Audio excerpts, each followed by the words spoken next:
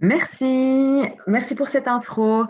Donc voilà, comme je l'ai dit tout à l'heure, mais je le redis maintenant, voilà, je remplace au pied levé Romain Bosé qui voilà, ne pouvait pas être présent avec nous pour cette présentation-ci. Bon, connaissant légèrement le sujet, puisque Romain est un de mes doctorants, je fais le job évidemment sans bouder parce que c'est avec plaisir que je vous présente donc, ce sujet qui porte sur la géométrie 3D, qui s'intéresse aux enjeux pour la formation enseignante et qui surtout part sur une enquête que nous avons réalisée. Mais avant de vous parler de cette enquête, il me semble important de mettre en contexte ce qu'est la géométrie tridimensionnelle. Alors, euh, la géométrie tridimensionnelle est un domaine important pour le développement de l'enfant, tout simplement parce que dans sa vie quotidienne, l'ensemble des éléments sont en 3 dimensions. Et donc, voilà, ça fait partie de son quotidien, mais ce n'est pas pour ça qu'il conceptualise les choses. Donc ça, c'est une première chose. C'est un domaine qui est très complexe en fait à apprendre et à enseigner. Alors, ce n'est pas nouveau, hein. Il y a déjà des anciennes recherches qui ont pu le montrer. Et ça reste définitivement quelque chose d'assez complexe à apprendre et à enseigner, d'autant plus que les enseignants, bien souvent, quand ils ont le choix, hein, et j'aime poser cette question à mes futurs, aux futurs enseignants que j'ai souvent devant moi, je leur dis, tiens, bon, à choisir, vous préférez enseigner l'arithmétique ou la géométrie? Oh, l'arithmétique, hein. Bon, ok, directement, ça va de soi. Bon, tout cela est lié au développement des connaissances et habiletés spatiales. Les habiletés spatiales, j'en ai déjà parlé assez bien lors de la première présentation. Je ne vais pas m'étendre là-dessus. De toute façon, j'aurai l'occasion de reparler de cela par la suite. Et aussi, évidemment, hein, le potentiel d'éthique est fort important pour bien comprendre cette géométrie tridimensionnelle, ou en tout cas, on présume de son importance, comme je le disais aussi dans la présentation précédente, pour bien comprendre la géométrie tridimensionnelle. Alors, l'objectif de cette communication est la présentation de certains résultats clés d'une enquête menée auprès d'enseignants francophones du primaire et du secondaire inférieur.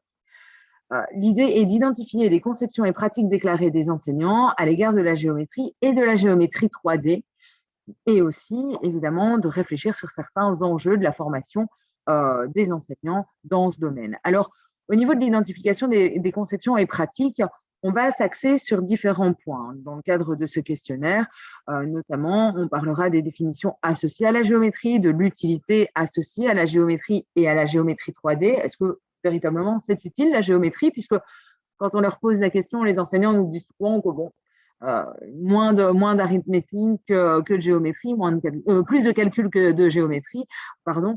Et donc, on peut se questionner sur l'utilité, en fin de compte, de la géométrie, la facilité d'enseignement, la difficulté d'apprentissage, les éléments prioritaires à voir en géométrie, le matériel qui est numérique ou non, qui peut être utilisé par les élèves ou par les profs, et la manipulation aussi de l'apprentissage, le matériel lors de l'évaluation aussi, on s'est intéressé à cette thématique-là, et puis plus transversalement, des habiletés spatiales. Alors, donc, au niveau méthodologique, on a proposé une enquête en ligne depuis janvier et elle est toujours en cours, cette enquête. Alors, Romain dit souvent, on insiste, hein, surtout que là, c'est l'optique, disons. Donc, je vais vous donner en fin de présentation le lien vers cette enquête pour que vous puissiez, si possible, le transmettre à vos connaissances. Cette enquête, elle est destinée à des enseignants du primaire et du secondaire, du début du secondaire. Donc, à des enseignants qui ont devant eux des élèves âgés de 6 à 15 ans, auprès d'enseignants francophones de Belgique, de France, de Canada et de Suisse. Raison pour laquelle Romain me disait, tiens, tu leur parles bien hein, de cette enquête. Ok. Alors, abordant des thématiques variées, tiens, quel est le ressenti des profs à l'égard de la géométrie et de la géométrie 3D en comparaison à d'autres domaines des mathématiques? On les interroge sur la définition et l'utilité accordée à la géométrie et à la géométrie 3D, sur le matériel, l'évaluation, l'usage de manuels aussi en géométrie, la place de la démonstration aussi, etc., etc. Alors, le questionnaire comporte principalement des questions fermées. Le questionnaire comporte beaucoup de questions, 142 questions. Donc, ce n'est pas un questionnaire qu'on fait vite fait en 3 minutes, etc. Non, ça, c'était vraiment un objectif de la part des doctorants, c'était de proposer un questionnaire assez costaud pour vraiment aller chercher de manière fine, d'identifier de manière fine les conceptions et les pratiques des enseignants sur ce domaine. Alors, différentes descriptions de répartition.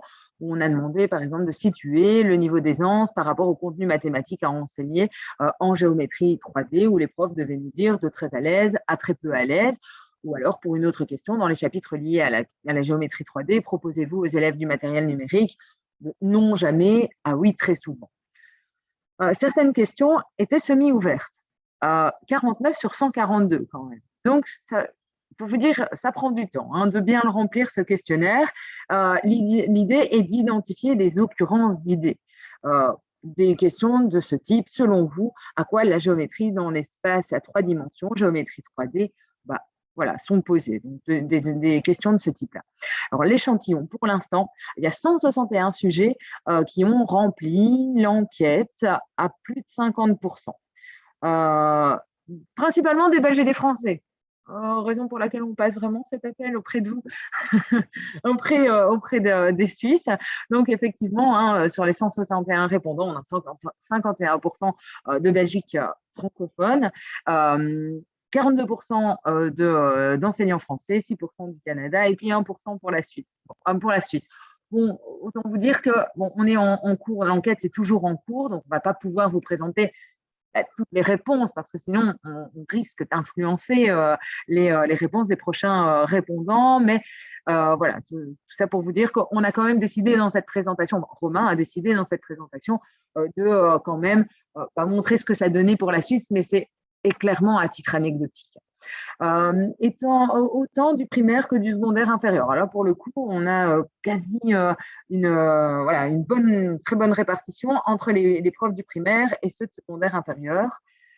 Et puis ainsi, avec des niveaux d'ancienneté variés. Et là, ça va de moins de 5 années d'ancienneté pour 19% des répondants jusqu'à 30 à 39 ans d'ancienneté pour 10% des répondants. Alors, au niveau des résultats, on passe assez vite aux résultats. Une première question ouverte était posée. Comment définiriez-vous la géométrie? Alors, je vous disais, pour cette présentation, afin de ne pas polluer les réponses à d'autres questions, on ne va pas vous donner les réponses à proprement parler de comment les profs définissent la géométrie, mais on va déjà s'intéresser, et ce n'est pas inintéressant, en tout cas on le pense, à ceux qui nous répondent qu'ils ne savent pas.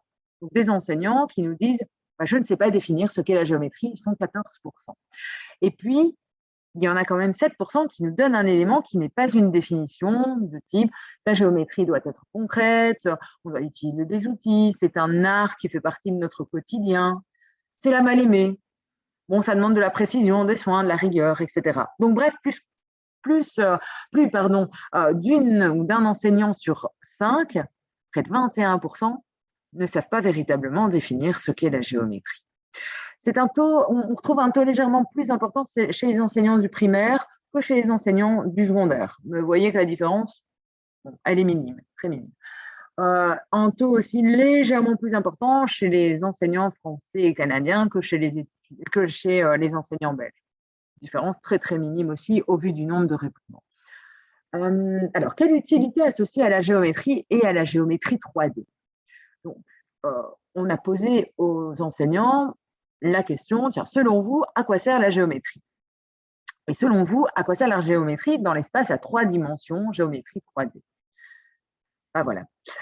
Pour un enseignant sur 10, 10%, ils ne savent pas, ou alors ils ne répondent pas à la question concernant l'utilité de la géométrie dans l'espace à 3 dimensions. On constate un taux légèrement plus important chez les enseignants du secondaire que chez les enseignants du primaire, mais encore les différences sont assez faibles. Il y a un taux légèrement plus important chez les enseignants belges et canadiens que chez les enseignants français. Oui, je suis passée un peu vite, mais il y a quand même 4% des enseignants interrogés qui ne savent pas à quoi sert la géométrie. Bon, voilà. Alors, au niveau de la facilité d'enseignement, il était posé la question fermée suivante. Situez votre niveau d'aisance par rapport au contenu mathématique à enseigner dans chacun des domaines suivants.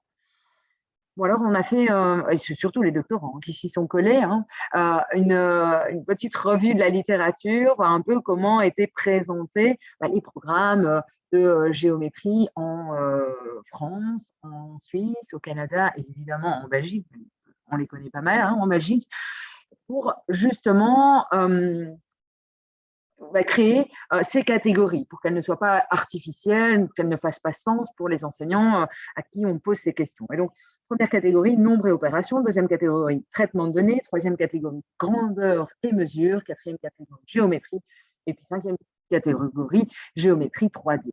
Donc, situez votre niveau d'aisance par rapport au contenu mathématique à enseigner dans chacun des domaines suivants. Et les enseignants, globalement, éprouvent globalement un niveau d'aisance assez fort pour tout cela, quoique ils disent être moins à l'aise pour le traitement de données et pour la géométrie 3D. Pour la géométrie 3D, une répartition similaire est remarquée chez les enseignants du primaire et du secondaire. Une répartition aussi similaire chez les enseignants belges et français. Alors, autre question, c'est situer votre niveau de facilité à enseigner chacun des domaines suivants. Pas la même chose que la question précédente, puisque là, on les questionne sur la facilité à enseigner chacun des domaines. Et là, on remarque, par exemple, on va se concentrer sur la géométrie 3D, que globalement, c'est peut-être moins évident d'enseigner la géométrie 3D que la géométrie classique 2D ou que les nombres et les opérations. Raison sûrement pour laquelle certains préfèrent enseigner le premier domaine. Répartition similaire pour les profs primaires, secondaires et pour les enseignants belges et français. Alors ensuite, situer le niveau de difficulté d'apprentissage des élèves pour chacun des domaines suivants. Alors cette fois-ci, on s'intéresse au niveau de difficulté d'apprentissage des élèves. Et que se passe-t-il? Traitement de données, c'est quand même plus compliqué pour les élèves, et ce qui est vraiment aussi plus compliqué, les résultats sont montrés ici, c'est la géométrie 3D. Alors là, on remarque des répartitions légèrement différentes entre les enseignants du primaire et du secondaire. C'est un domaine qui est jugé plus souvent difficile par les enseignants du secondaire, et des répartitions légèrement différentes pour les enseignants belges et français, domaine jugé le plus souvent difficile par les enseignants belges. Alors, dans la géométrie, quels sont les éléments qui doivent être prioritairement enseignés selon les enseignants? On leur a demandé de sélectionner au maximum 3 éléments parmi un choix qui leur était proposé. Voilà, je vous montre les résultats. On voit que le travail sur les objets à 3 dimensions, voilà, c'est pas forcément la priorité des enseignants. La priorité, ce sera la construction et l'utilisation de repères, ce sera le travail sur les objets à 2 dimensions, l'utilisation d'instruments et le développement du raisonnement logique, la production de preuves ou de démonstrations. Vient plus tard le travail sur les objets à 3 dimensions. On remarque aussi que ce qui vient bien plus tard, ce sont, en fait, d'un point de vue prioritaire, ce sont les actions de transformation sur les objets de géométrie. Ça, c'est pour le total. On voit des différences entre le primaire et le secondaire. On voit essentiellement des différences pour l'utilisation des instruments entre les deux niveaux scolaires.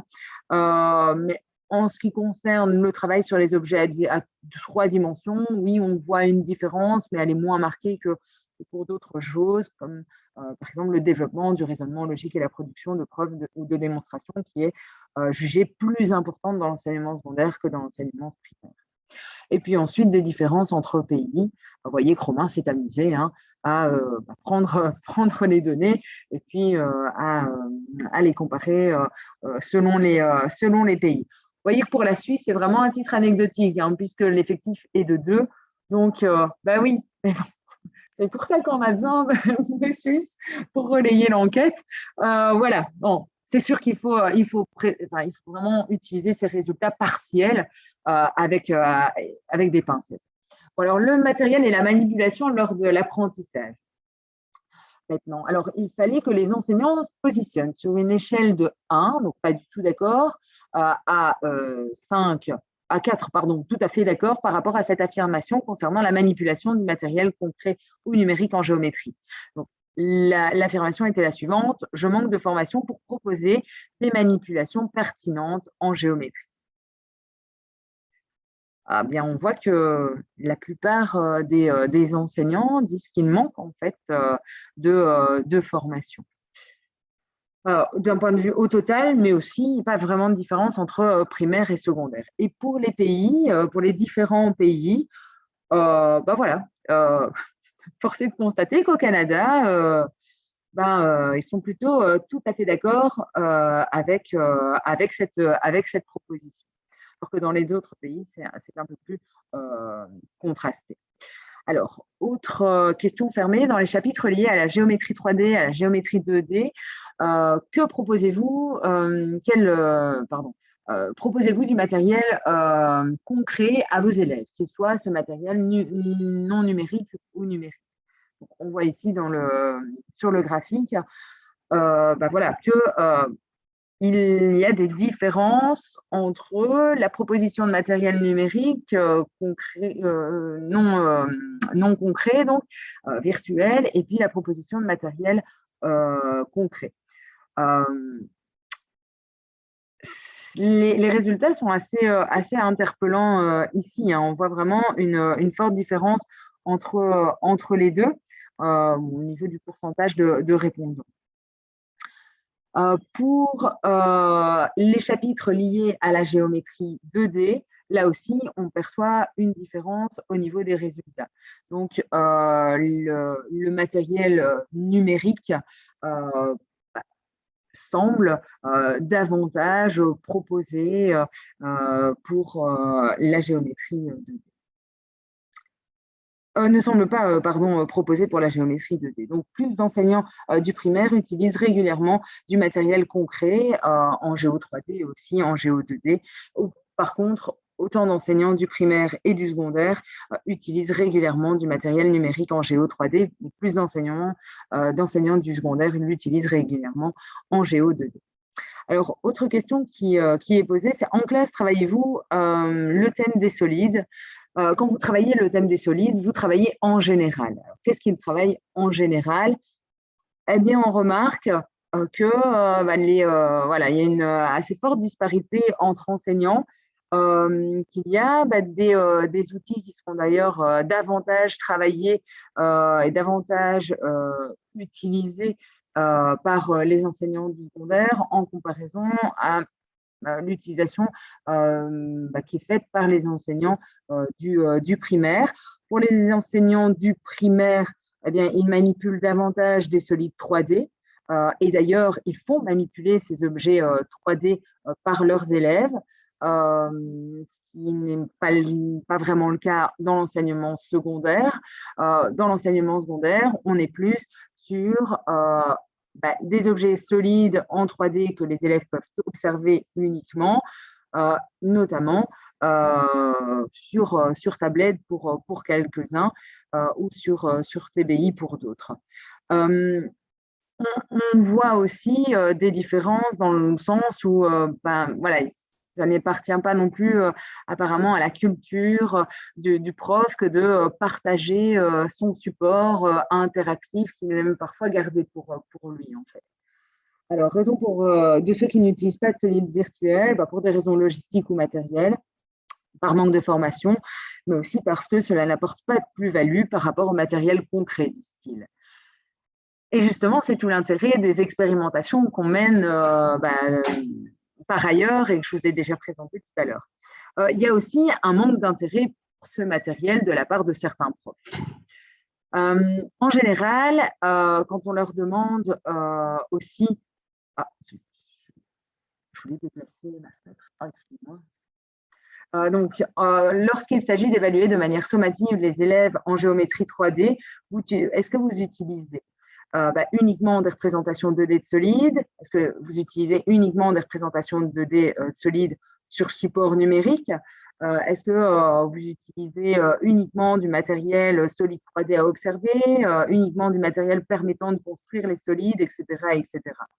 Bon, il y en a qui nous disent, d'ailleurs, ce n'est pas négligeable, près de 10% qui nous disent qu'ils n'évaluent pas la géométrie de manière sommative. Okay. Pour d'autres, près de 50%, nous disent qu'ils évaluent uniquement des représentations 2D des solides sur support papier. Bon, ça aussi, c'est intéressant. 45% de ceux qui utilisent uniquement avec des représentations 2D sur papier n'ont pas travaillé avec des représentations 2D lors de l'apprentissage. Et ça pose un autre problème, dans le sens où ça veut dire que ce qui est fait en classe et ce qu'on évalue, ce n'est absolument pas pareil. Vous me faites des signes, je ne sais pas du tout quelle heure il est. Ah, c'est fini, carrément. OK. Écoutez, je vais juste conclure parce que c'est… Voilà. Deux diapositives si vous le souhaitez. Oui, OK. Alors, je vais passer les habiletés spatiales. Juste pour en venir à la discussion, c'est que pourquoi on s'intéresse à ça? Parce qu'en Belgique, pour l'instant, on est vraiment dans une réforme de la formation initiale des enseignants. On sait que, et pourquoi on fait passer cette enquête dans plusieurs pays, c'est parce qu'en France et en Belgique, le système éducatif, pour l'instant, n'est pas le même. En Belgique, les instituts primaires et secondaires inférieurs sont formés en un bachelier de 3 ans et en France, c'est un master plus un concours en fin d'année. Dans les deux cas, pour le primaire, ça permet d'enseigner toutes les disciplines ou pour le secondaire, d'enseigner spécifiquement les mathématiques. Mais comme je vous le disais, en Belgique, on va vers la réforme de la formation initiale des enseignants, vers une masterisation.